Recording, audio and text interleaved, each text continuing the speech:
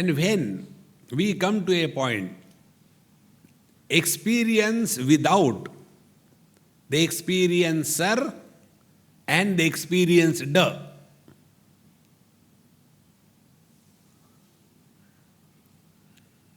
what is that experience? Where there is no experienced object. If there is no experienced object, there cannot be experiencer.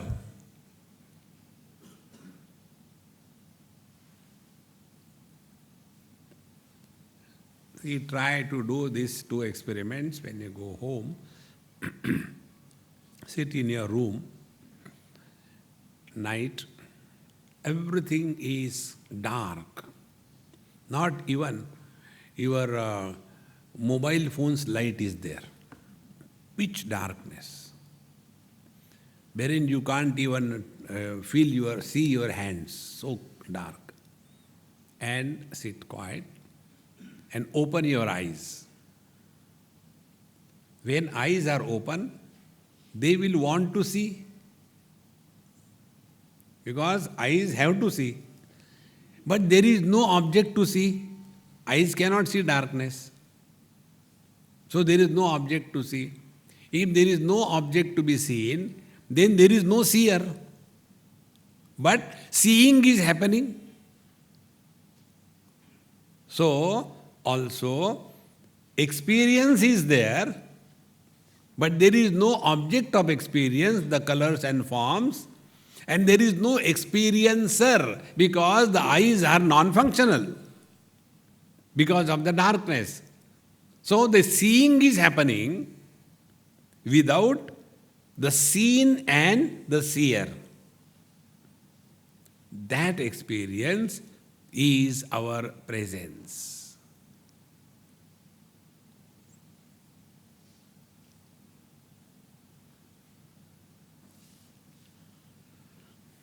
You know, there is one text, Vijnana Bhairav, where there are 112 methods of meditation, different types. And in one of the places it is mentioned, make absence as the object of experience. Sound and silence. Sound is heard by the ears. We also experience the silence. So silence is heard by what? That which is supporting both the sound as well as the silence, and therefore beyond the sound and the silence.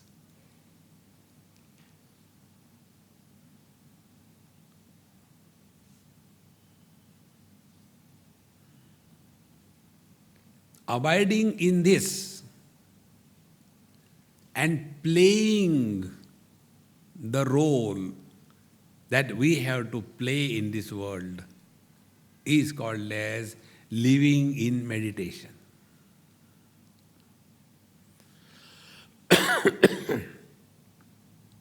Such a person, his wisdom remains steady.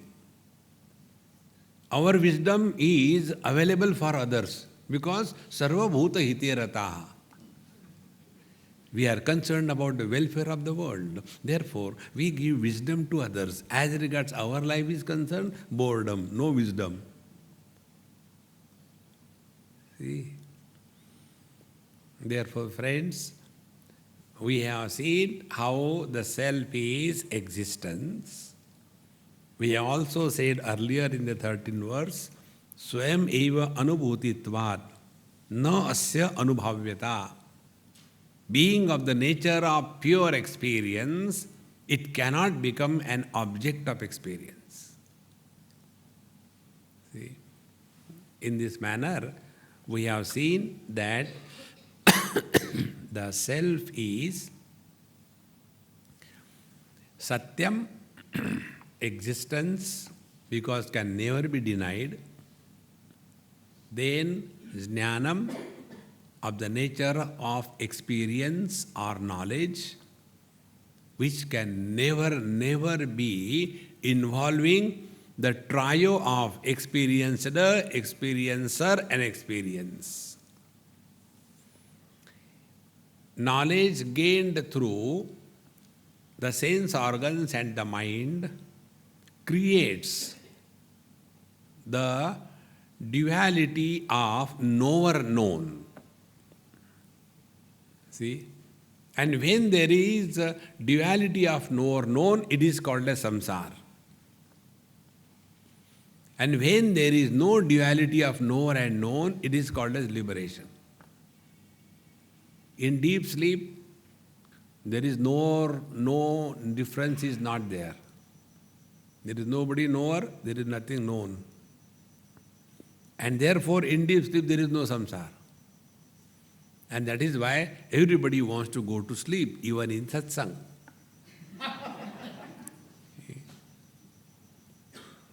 Because there is no samsara. And a person who is really sleeping, even in the satsang, he will never feel bad when he snores. Others see, जोर से खराटे मार रहा, सो रहा, शर्म भी नहीं आती. He will not. Because he is not there. This samsara of satsanga is gone. This temporary liberation is called as deep sleep. And permanent liberation is called as Jivan Mukti.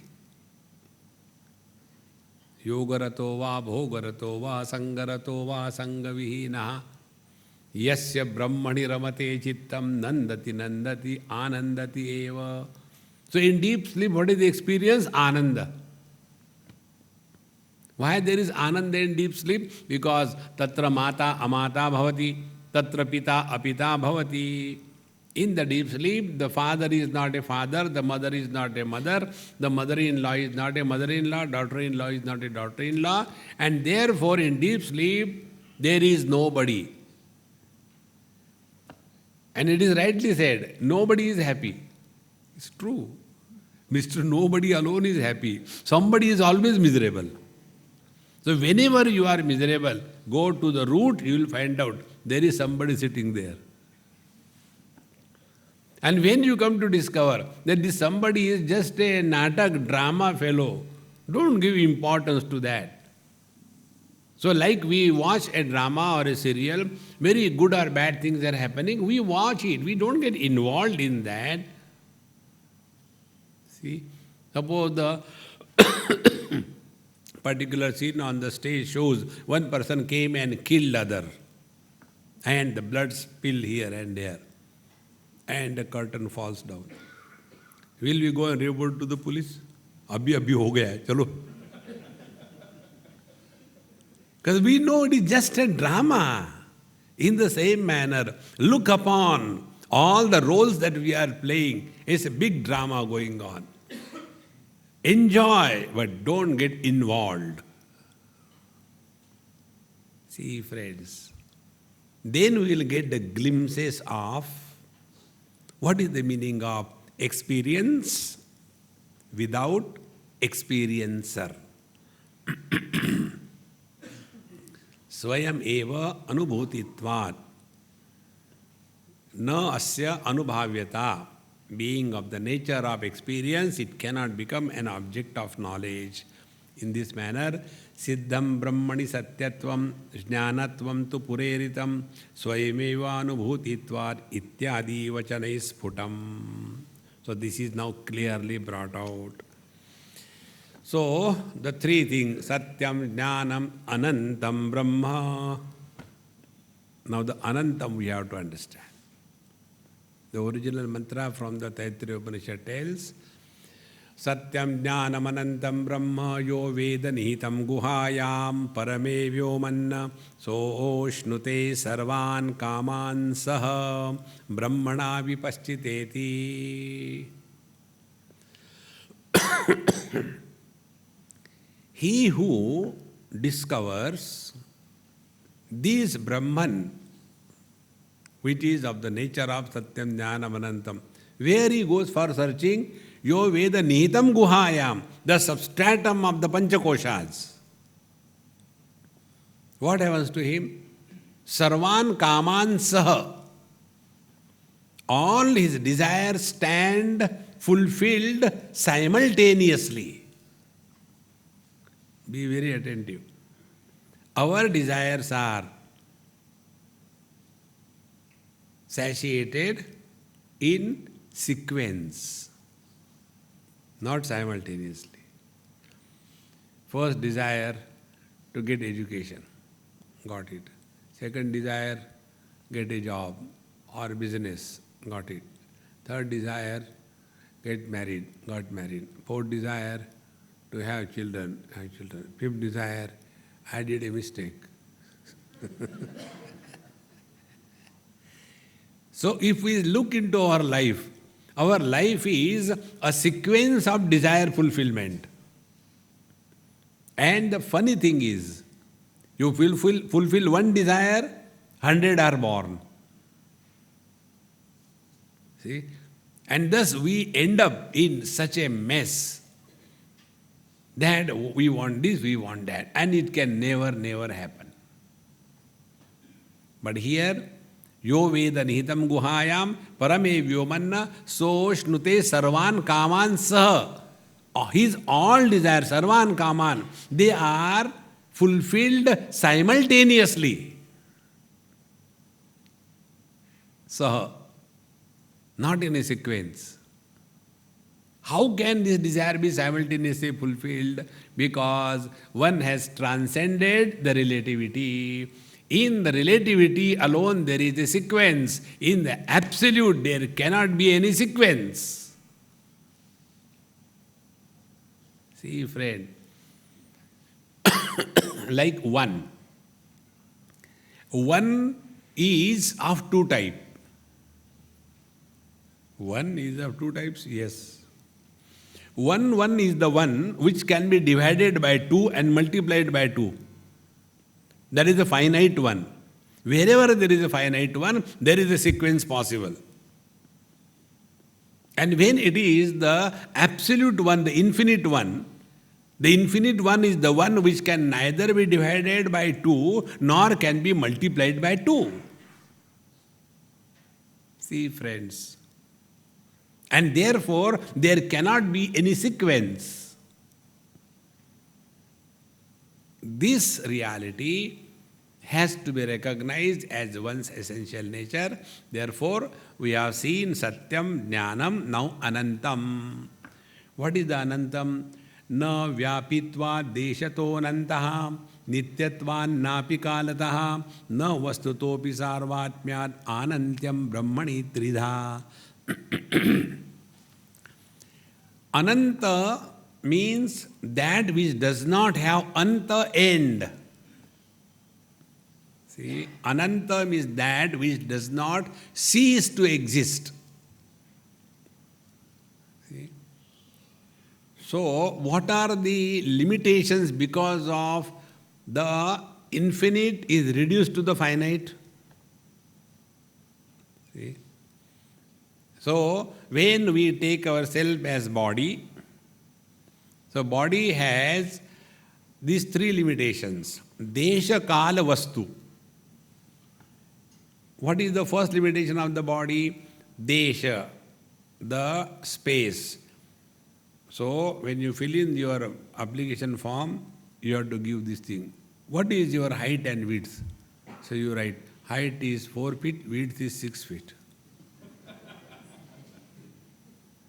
So, this much space only you are. Beyond that space you are not. Then time. What's your age? 16 years for last 40 years.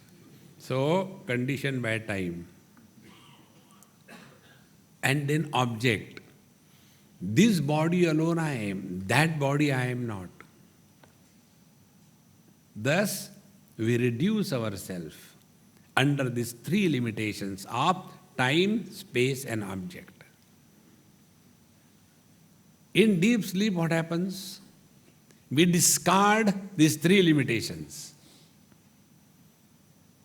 Because in the deep sleep, when we are no more accepting ourselves to be body, then we are neither born, no limitation of time, then nor space, that I am very heavy, no, and no object, I am this and not that. Sense of otherness is zero.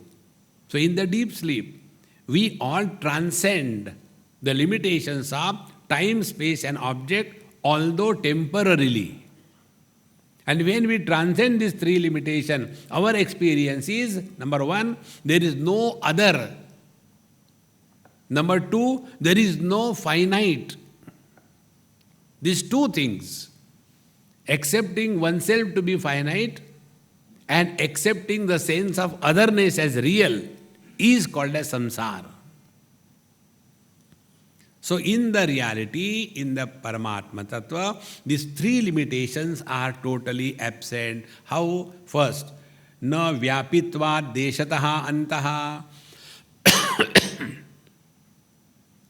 See, when we say Paramatma is sarvavyapi, everywhere Paramatma is, we are in fact abusing the reality. Abuse means wrong use. This is not the right way to talk about reality. Why? Because when we say Paramatma is everywhere, that means the space is real and in that Paramatma is. It is not like that. It is the other way around. In the Paramatma, the space is. See? This topic comes in one of the Upanishad. The student asked the teacher, "Sir, where is Paramatma?" So the sir says, "Forget about Paramatma. Tell me, where are you?"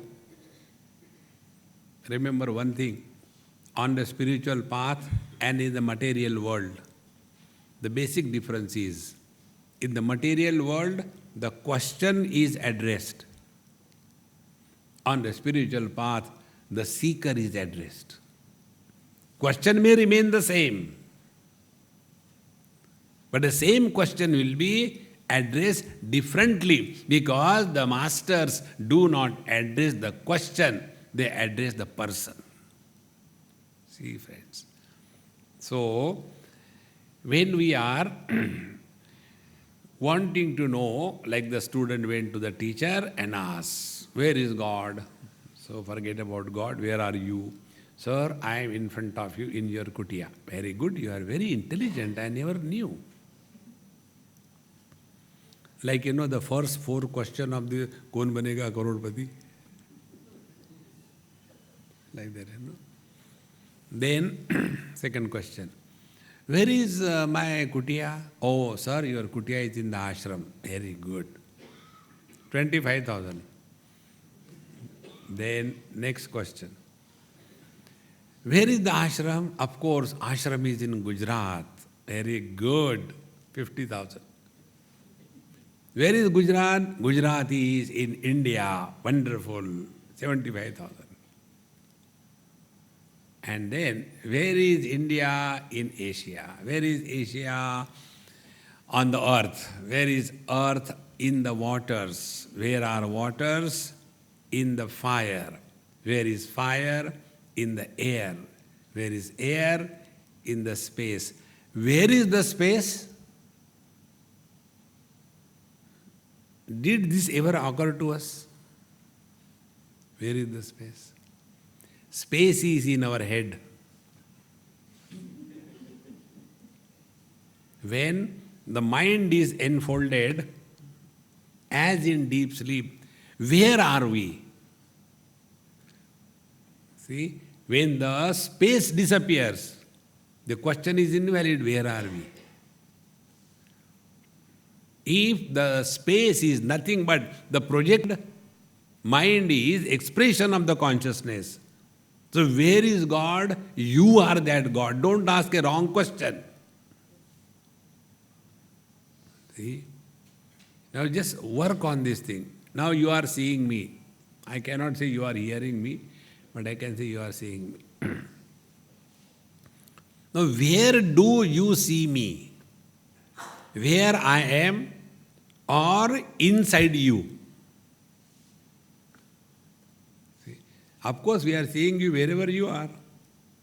But where the knowledge is taking place, inside or outside of me? Maybe inside, but I am outside. Then maybe outside. Then how can you see me outside when I am outside? You cannot see me inside. Then you tell, sir. So I will tell you, you are not seeing me. What you are seeing is only the image on your retina. See? And when you don't allow the image to be formed, close the eyes. Can you see me? No, but I am still here. So what you have seen is not me, only the image. In the same manner, when we say God is all-pervading, but we are so much obsessed with these three parameters, time, space and object. These are the only three limitations. And he who has transcended these three limitations is Ananta. Therefore, na vyapitva deshataha antaha. There is no place where the God is not. This is how they say in a popular language.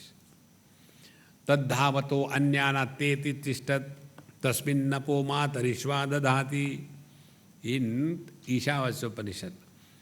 Tadejati, tannejati, taddure, tadvadantiki, tadantarasya sarvasya, tadu sarvasyasya bhayyata. The truth is in and out, everything and being, and yet beyond everything. Therefore, vyapitvat na deshataha anta, then nityatvat na kalataha anta. See? Time is only the projection of the mind.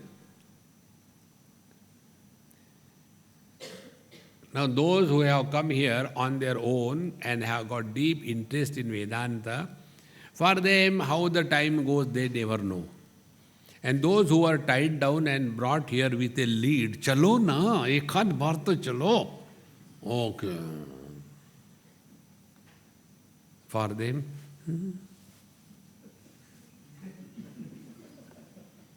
time is the same. See? They get disgusted. अब ठीक है ब्रह्मन है ठीक है यार enough. So for them time becomes very long, and those who are deeply involved in that, they go beyond the time. So time is only the mental projection, and therefore like in the deep sleep the space has no meaning, in the deep sleep time has no meaning. How the time is established? When a sequence is established, then alone the time is established. In the deep sleep, event entered the deep sleep. Thereafter, no event. Time cannot be established. In the waking state, sunrise, one event. Then shouting by the wife, another event. Going for bath, third event. Getting ready for breakfast, fourth event. Breakfast is not given, fifth event. You do puja first. Oh, sixth event. Slowly, slowly, the time is born. If the sequence cannot be established, time cannot be born. See? How the sequence is established, see the birth of time. How foolish it is. The earth is moving around the sun and time is born. When the earth completes one round, 365 days. When the earth completes one round around its own axis, 24 hours. So this is the cosmic clock. 2 hands. And then the time is born. Imagine there is only earth, no sun, or there is only sun, no earth. There cannot be time. If there is no movement, there is no time. Therefore, In the deep sleep, there is no concept of time because the mind is still. So here the teacher says, Nityatvat na api kalataha antaha. Being eternally present is not that sometime it is present, sometime it is not. Waking experience is kalataha, not anantaha, but santaha. Waking begins, remains for some time, ends. Dream begins, remains for some time, ends. Deep sleep begins, remains and ends. There is one experience which has never begun, our presence, which never modifies and which never ends. Therefore, na kalataha antaha and na vastutaha api sarvatmyat. And also, there is no limitation of object. Be very attentive. What is an object? Object is that which is conditioned by time and space is called as object. See, whenever we talk about anything in this world, we have to bring these two parameters, time and space. So what is the shape, size, space? When it was born, time. So this time and space matrix creates an illusion of object. When time and space disappear from the mind as in deep sleep, no objects are there. So that which is supporting the three parameters, time, space and object, is beyond their limitations. And what is that which is creating the illusion of time, space and object? Only our identification with the Panchakoshas. Disidentify from the Panchakoshas and you transcend the five koshas and the time, space and object. See, friends.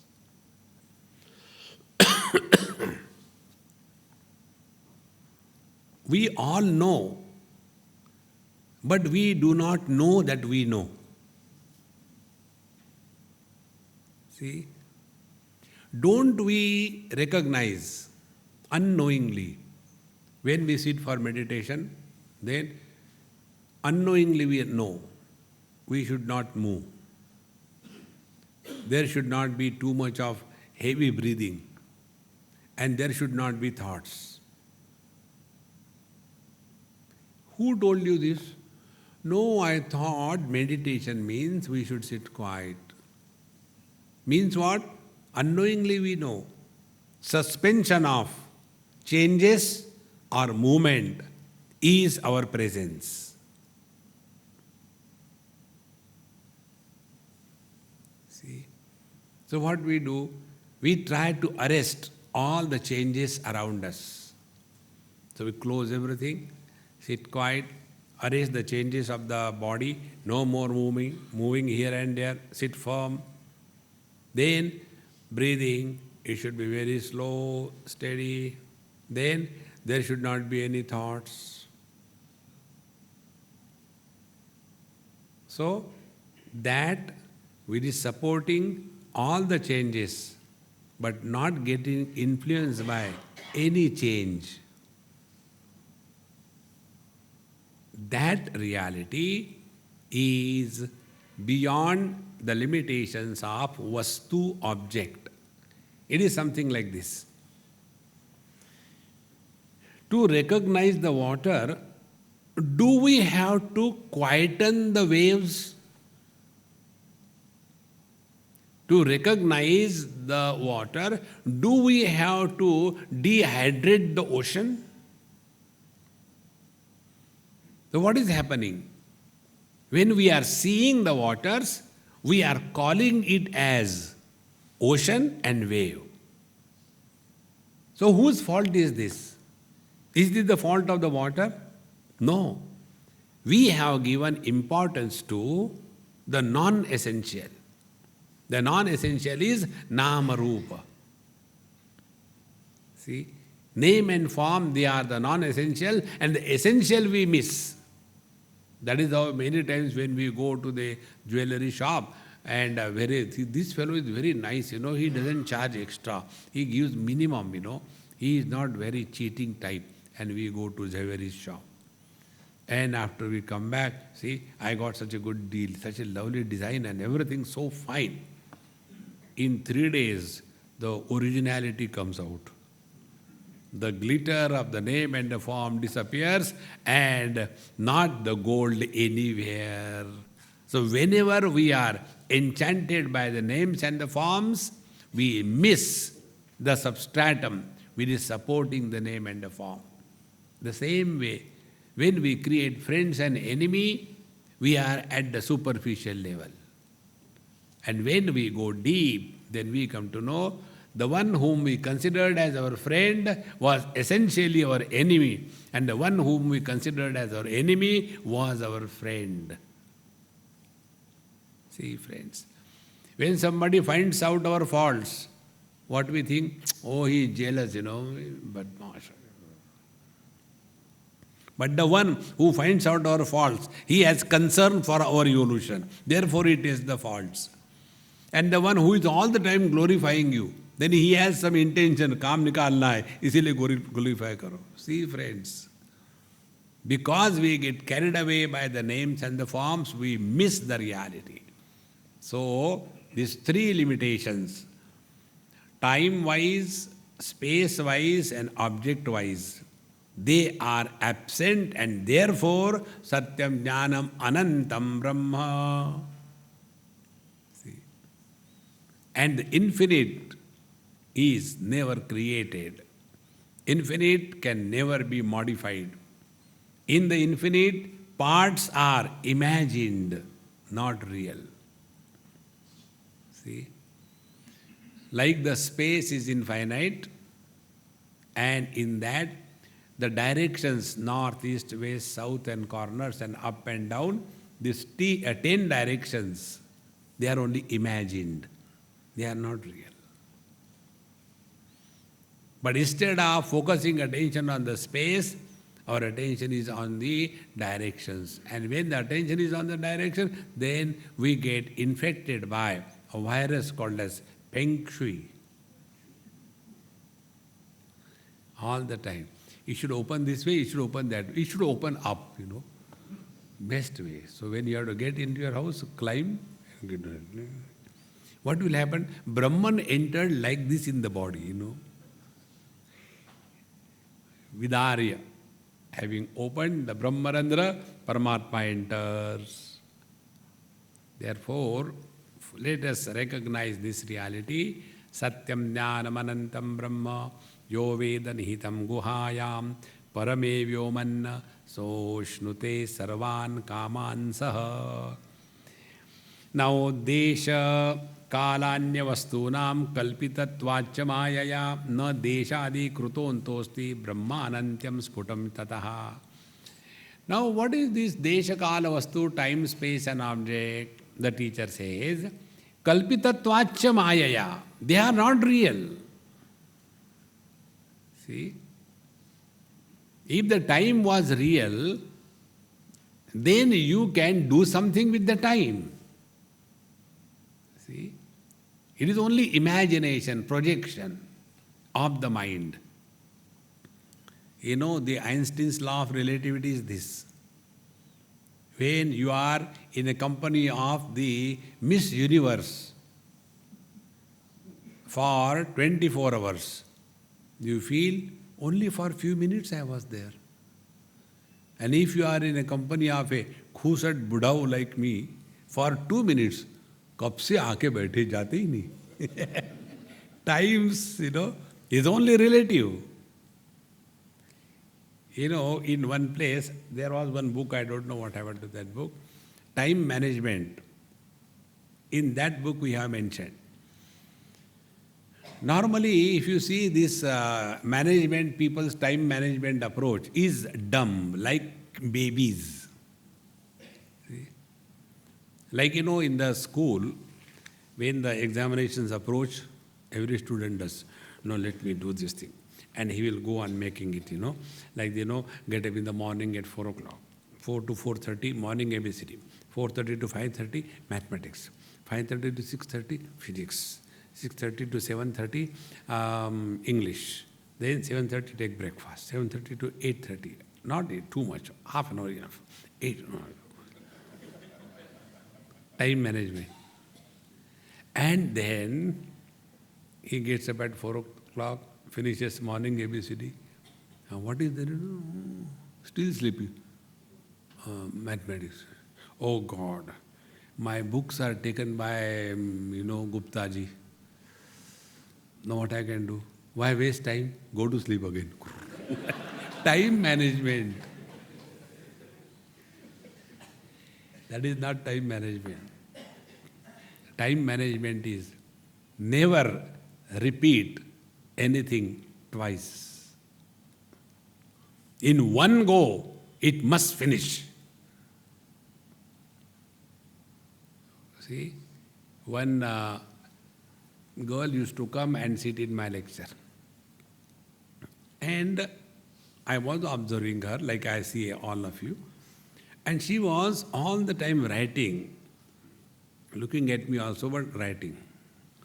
After the lecture was over, I said, "Hey, are you a stenographer?"